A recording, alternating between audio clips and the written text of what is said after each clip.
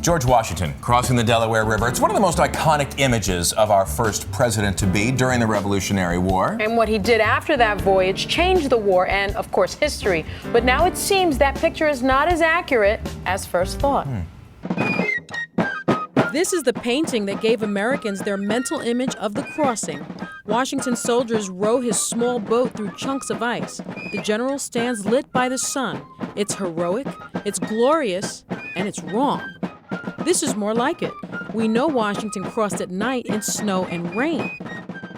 Artist Mort Kunstler researched the history, spoke with historians, and began sketching.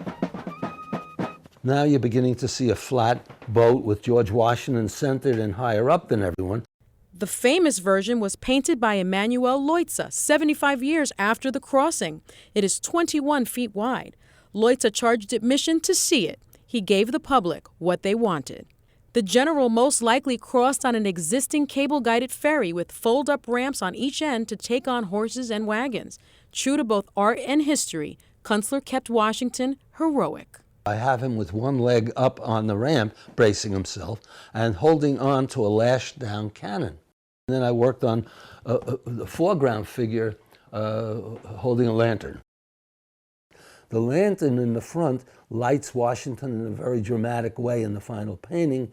Kunstler used a small bronze bust to work out that lighting. All I have to do is to gain an underneath light from a lantern is to hold the flashlight like that and get an angle on it.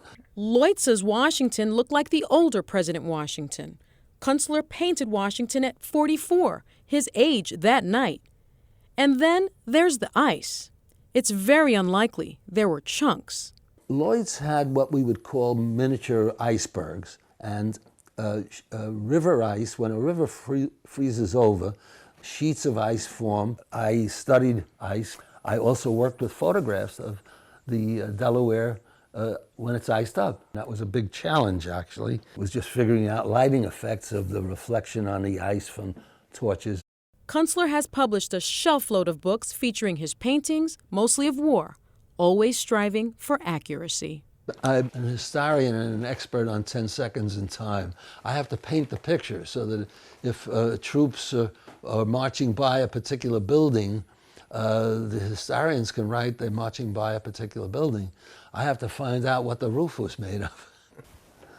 Isn't that something? I mean, I love the accuracy of it. I had no idea, no ice chunks. A historic buzzkill. I'm going to call you right out on this one. I'm sorry I did buzzkill everybody, didn't I? I mean, but you have to admit, though, I mean, you see Washington crossing over on a barge in the middle of the night with no big ice chunks. You need the ice chunks at least. I'm not diminishing the significance of the man. I'm just saying the image is just not quite there. I know. But still, excellent job. Excellent job.